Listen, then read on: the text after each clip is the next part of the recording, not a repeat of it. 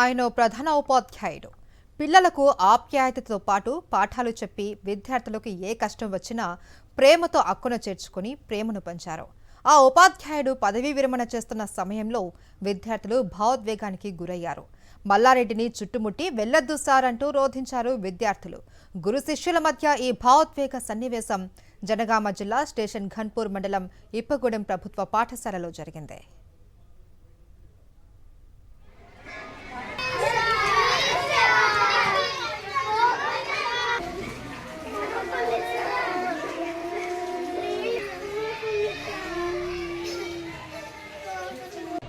రెండు 2022లో సిపిఎస్ నెక్కొండలో పనిచేస్తున్నప్పుడే ఈ 317 జీవో అప్పుడే దీన్ని ఇంప్లిమెంటేషన్ జరిగింది. ఇయర్స్ యొక్క సర్వీస్ పెంచగానే ఈ ఊరికి రావడం భాగ్యం లేదు, లేకపోతే నేను అక్కడే రిటైర్ అయ్యే పరిస్థితి ఉండేది.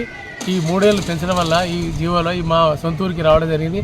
ఆ విధంగా ఈ ఊరికి సేవలు చేయడానికి ఒక అవకాశం దక్కింది. పిల్లలకి ఏం చెప్తారంటే, నేను నాకంటే మీరు ఎక్కువ చదువుకోవాలని, ఇంకా ఊరికి పేరు తేవాలని, తర్వాత గ్రామానికి పేరు తేవాలని, అట్లాగే మీరు ఇంకా ఈ విధంగా తెస్తే బాగుంటుందని చెప్పిన. నా పిల్లలు కూడా చాలామంది ఇప్పుడు సాఫ్ట్వేర్ ఇంజనీర్లుగా రకరకాల వృత్తుల్లో ఉన్నారు.